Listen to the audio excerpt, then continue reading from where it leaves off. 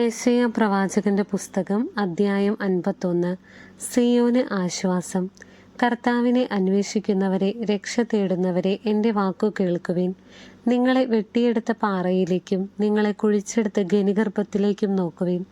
നിങ്ങളുടെ പിതാവായ അബ്രാഹത്തെയും നിങ്ങളെ വഹിച്ച സാറായെയും നോക്കുവിൻ. അബ്രാഹാം ഏകനായിരിക്കെ ഞാൻ അവനെ വിളിച്ചു, ഞാൻ അവനെ അനുഗ്രഹിച്ചു. അവൻ വർദ്ധിച്ചു പെരുകി. കർത്താവ് സിയോനെ ആശ്വസിപ്പിക്കും, അവളുടെ വിജനപ്രദേശങ്ങളെ സാന്ത്വനപ്പെടുത്തും. അവളുടെ മരുപ്രദേശങ്ങളെ ഏദൻ പോലെയും മണലാരണ്യങ്ങളെ കർത്താവിൻ്റെ തോട്ടം പോലെയുമാക്കും. സന്തോഷവും ആനന്ദവും നന്ദിപ്രകടനങ്ങളും ഗാനാലാപങ്ങളും അവളിൽ നിറയും. എൻ്റെ ജനമേ, എൻ്റെ വാക്കു കേൾക്കുവിൻ. എൻ്റെ രാജ്യമേ, എനിക്ക് ചെവി തരുവിൻ. എന്നിൽ നിന്ന് ഒരു നിയമം പുറപ്പെടും. എൻ്റെ നീതി ജനതകൾക്ക് പ്രകാശമായി ഭവിക്കും. ഞാൻ വേഗം അവരെ മോചിപ്പിക്കും. എൻ്റെ രക്ഷ കടന്നു വരുന്നു. എൻ്റെ കരം ജനതകളെ ഭരിക്കും. തീരദേശങ്ങൾ എന്നെ കാത്തിരിക്കുകയും എൻ്റെ ഭരണം ആഗ്രഹിക്കുകയും ചെയ്യുന്നു. നിങ്ങൾ മുകളിൽ ആകാശത്തേക്കും താഴെ ഭൂമിയിലേക്കും നോക്കുവിൻ. ആകാശം പുക പോലെ പ്രത്യക്ഷമാകും, ഭൂമി വസ്ത്രം പോലെ പഴകും, അതിലെ നിവാസികൾ കൊതുക് പോലെ ചത്തുപോകും. എന്നാൽ ഞാൻ നൽകുന്ന രക്ഷ നിത്യമാണ്, മോചനം അനന്തവും. ന്യായമറിയുന്നവരും എൻ്റെ നിയമം ഹൃദയത്തിൽ സൂക്ഷിക്കുന്നവരുമായ ജനമേ, എൻ്റെ വാക്കു കേൾക്കുവിൻ. മനുഷ്യരുടെ നിന്ദനത്തെ ഭയപ്പെടുകയോ ശകാരങ്ങളിൽ സംഭ്രമിക്കുകയോ വേണ്ട. വസ്ത്രം പോലെ ഇരട്ടവാലനും കമ്പിളി പോലെ പുഴുവും അവരെ തിന്നൊടുക്കും. എന്നാൽ ഞാൻ നൽകുന്ന മോചനം നിത്യമാണ്, രക്ഷ തലമുറകളോളം നിലനിൽക്കും. കർത്താവിൻ്റെ ഭുജമേ, ഉണരുക, ഉണർന്ന് ശക്തി ധരിക്കുക. മുൻകാല തലമുറകളെ പൂർവ്വകാലങ്ങളിലെ പോലെ ഉണരുവിൻ. റാഹാബിനെ വെട്ടിനുറുക്കിയതും മഹാസർപ്പത്തെ കുത്തിപ്പിളർന്നതും അങ്ങല്ലേ? അത്യഗാധത്തിലെ ജലത്തെ വറ്റിച്ചത് അങ്ങല്ലേ? മോചിതർക്ക് കടന്നു പോകാൻ സമുദ്രത്തിൻ്റെ ആഴത്തിൽ പാതയൊരുക്കിയതും അങ്ങല്ലേ? കർത്താവ് വീണ്ടെടുത്തവർ സിയോനിലേക്ക് ഗാനാലാപത്തോടെ തിരിച്ചു വരും. നിത്യമായ ആനന്ദം അവർ ശിരസിൽ ചൂടും. സന്തോഷവും ആഹ്ലാദവും അവരിൽ നിറയും. ദുഃഖവും നെടുവീർപ്പും അവരെ വിട്ടുപോകും. ഞാൻ തന്നെ നിന്നെ ആശ്വസിപ്പിക്കുന്നവൻ. മരണമുള്ള മനുഷ്യനെയും തൃണസദൃശ്യനായ മനുഷ്യ സന്തതിയെയും നീ എന്തിനു ഭയപ്പെടണം? ഭൂമിക്ക് അടിസ്ഥാനമിടുകയും ആകാശത്തെ വിരിക്കുകയും ചെയ്ത നിന്റെ സൃഷ്ടാവായ കർത്താവിനെ നീ മറന്നു കളഞ്ഞു. നിന്നെ നശിപ്പിക്കാൻ വരുന്ന പീഡകന്റെ ക്രോധത്തെക്കുറിച്ച് നീ നിരന്തരം ഭയപ്പെടുന്നതെന്തിന്? നിന്റെ പീഡകന്റെ ക്രോധം എവിടെ? അടിമകൾ വേഗം മോചിതരാകും. അവർ മരിക്കുകയോ പാതാളത്തിൽ വീഴുകയോ ഇല്ല. അവർക്ക് ആഹാരം മുടങ്ങുകയില്ല. തിരമാലകൾ അലറും വിധം കടലിനെ ക്ഷോഭിപ്പിക്കുന്ന നിന്റെ ദൈവമായ കർത്താവാണ് ഞാൻ. സൈന്യങ്ങളുടെ കർത്താവെന്നാണ് എൻ്റെ നാമം. ആകാശത്തെ വിരിച്ചും ഭൂമിക്ക് അടിസ്ഥാനമിട്ടും സിയോനോട് നീ എൻ്റെ ജനമാണെന്ന് പറഞ്ഞും എൻ്റെ വചനം നിന്റെ അധരങ്ങളിൽ ഞാൻ നിക്ഷേപിച്ചിരിക്കുന്നു. എൻ്റെ കരത്തിൻ്റെ തണലിൽ ഞാൻ നിന്നെ മറച്ചിരിക്കുന്നു. ക്രോധത്തിൻ്റെ പാനപാത്രം കർത്താവിൻ്റെ കരത്തിൽ നിന്ന് വാങ്ങി കുടിക്കുകയും പരിഭ്രാന്തിയുടെ പാനപാത്രം മട്ടുവരെ ഊറ്റിക്കുടിക്കുകയും ചെയ്ത ജെറുസലേമേ, ഉണരുക, ഉണർന്നെഴുന്നേൽക്കുക. അവൾ പ്രസവിച്ച പുത്രന്മാരിൽ ആരും അവളെ നയിക്കാനില്ല. അവൾ പോറ്റിയ പുത്രന്മാരിൽ ആരും അവളെ കൈപിടിച്ച് നടത്താനില്ല. ഈ 2 നൈർഭാഗ്യങ്ങളും നിനക്ക് ഭവിച്ചിരിക്കുന്നു. ആര് നിന്നോട് സഹതപിക്കും? ശൂന്യതയും നാശവും പഞ്ഞവും വാളും ആര് നിന്നെ ആശ്വസിപ്പിക്കും? വലയിൽ കുടുങ്ങിയ മാനിനെ പോലെ നിന്റെ പുത്രർ വഴിക്കവലകളിൽ മയങ്ങിക്കിടക്കുന്നു. അവരുടെ മേൽ കർത്താവിൻ്റെ ക്രോധവും ദൈവത്തിൻ്റെ ഭർത്സനവും കുന്നുകൂടിയിരിക്കുന്നു. അതിപീഡനം സഹിക്കുന്നവളെ, വീഞ്ഞു കുടിക്കാതെ ബോധമറ്റവളെ കേൾക്കുക. തൻ്റെ ജനത്തിനു വേണ്ടി വാദിക്കുന്ന നിന്റെ ദൈവമായ കർത്താവ് അരുളി ചെയ്യുന്നു, ഇതാ, പരിഭ്രാന്തിയുടെ പാനപാത്രം നിന്റെ കയ്യിൽ നിന്ന് ഞാൻ എടുത്തു മാറ്റിയിരിക്കുന്നു. ക്രോധത്തിൻ്റെ പാനപാത്രം മേലിൽ നീ കുടിക്കുകയില്ല. കുനിയുക, ഞാൻ കടന്നു പോകട്ടെ എന്ന് നിന്നെ ദ്രോഹിച്ചവർ പറയുമ്പോൾ അവർക്ക് കടന്നു പോകാനുള്ള നിലവും തെരുവീതിയും പോലെ നീ നിന്റെ പുറം വിട്ടുകൊടുത്തിരുന്നല്ലോ. അവരുടെ കയ്യിൽ ഞാൻ ഈ പാനപാത്രം വെച്ചു കൊടുക്കും. അദ്ധ്യായം 52. സിയോനെ, ഉണർന്നെഴുന്നേൽക്കുക, ശക്തി സംഭരിക്കുക. വിശുദ്ധ നഗരമായ ജെറുസലേമേ, നിന്റെ മനോഹരമായ വസ്ത്രങ്ങൾ അണിയുക. അപരിച്ഛേദിതനും അശുദ്ധനും മേലിൽ നിന്നിൽ പ്രവേശിക്കുകയില്ല.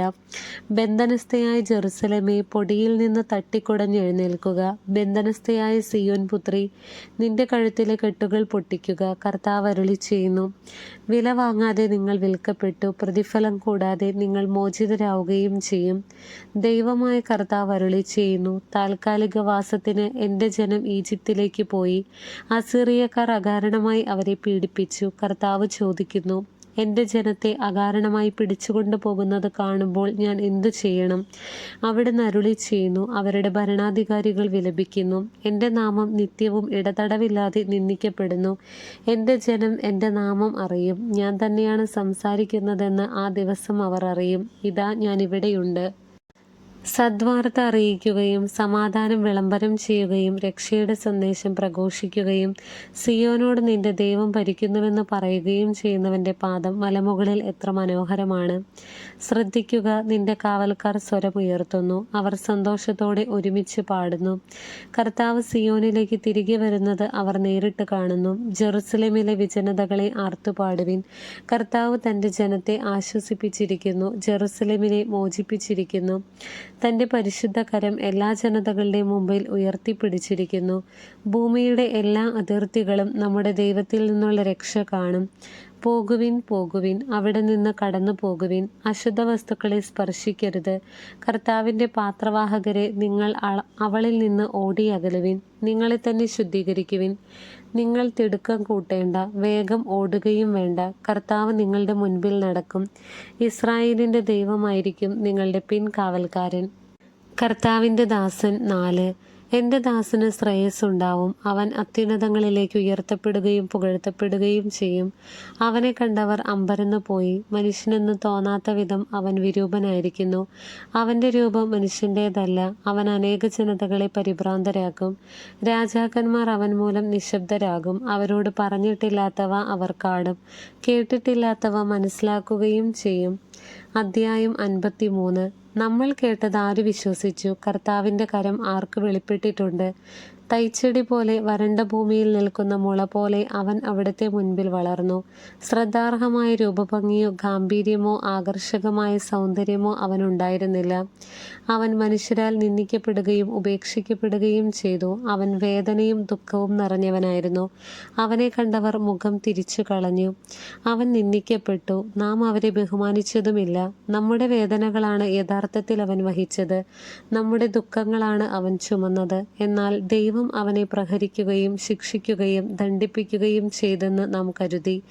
നമ്മുടെ അതിക്രമങ്ങൾക്ക് വേണ്ടി അവൻ മുറിവേൽപ്പിക്കപ്പെട്ടു, നമ്മുടെ അകൃത്യങ്ങൾക്ക് വേണ്ടി ക്ഷതമേൽപ്പിക്കപ്പെട്ടു. അവൻ്റെ മേലുള്ള ശിക്ഷ നമുക്ക് രക്ഷ നൽകി. അവൻ്റെ ക്ഷതങ്ങളാൽ നാം സൗഖ്യം പ്രാപിച്ചു. ആടുകളെ പോലെ നാം വഴിതെറ്റിപ്പോയി. നാം ഓരോരുത്തരും സ്വന്തം വഴിക്ക് പോയി. നമ്മുടെ അകൃത്യങ്ങൾ കർത്താവ് അവൻ്റെ മേൽ ചുമത്തി. അവൻ മർദ്ദിക്കപ്പെടുകയും പീഡിപ്പിക്കപ്പെടുകയും ചെയ്തു. എങ്കിലും അവൻ ഉരിയാടിയില്ല. കൊല്ലാൻ കൊണ്ടുപോകുന്ന കുഞ്ഞാടിനെ പോലെയും രോമം കത്രിക്കുന്നവരുടെ മുൻപിൽ നിൽക്കുന്ന ചെമ്മരിയാടിനെ പോലെയും അവൻ മൗനം പാലിച്ചു. മർദ്ദനത്തിനും ശിക്ഷാവിധിക്കും അധീനനായി അവൻ എടുക്കപ്പെട്ടു. എൻ്റെ ജനത്തിൻ്റെ പാപം നിമിത്തമാണ് അവൻ പീഡനമേറ്റ് ജീവിക്കുന്നവരുടെ ഇടയിൽ നിന്ന് വിച്ഛേദിക്കപ്പെട്ടതെന്ന് അവൻ്റെ തലമുറയിൽ ആര് കരുതി? അവൻ ഒരു അതിക്രമവും ചെയ്തില്ല, അവൻ്റെ വായിൽ നിന്ന് വഞ്ചന പുറപ്പെട്ടുമില്ല. എന്നിട്ടും ദുഷ്ടരുടെയും ധനികരുടെയും ഇടയിൽ അവൻ സംസ്കരിക്കപ്പെട്ടു. അവന് ക്ഷതമേൽക്കണമെന്നത് കർത്താവിൻ്റെ ഹിതമായിരുന്നു. അവിടുന്നാണ് അവനെ ക്ലേശങ്ങൾക്ക് വിട്ടുകൊടുത്തത്. പാപപരിഹാര ബലിയായി തന്നെ തന്നെ അർപ്പിക്കുമ്പോൾ അവൻ തൻ്റെ സന്തതി പരമ്പരയെ കാണുകയും ദീർഘായുസ് പ്രാപിക്കുകയും ചെയ്യും. കർത്താവിൻ്റെ ഹിതം അവനിലൂടെ നിറവേറുകയും ചെയ്യും. തൻ്റെ കഠിനവേദനയുടെ ഫലം കണ്ട് അവർ സംതൃപ്തനാകും. നീതിമാനായ എൻ്റെ ദാസൻ തൻ്റെ ജ്ഞാനത്താൽ അനേകരെ നീതിമാന്മാരാക്കും.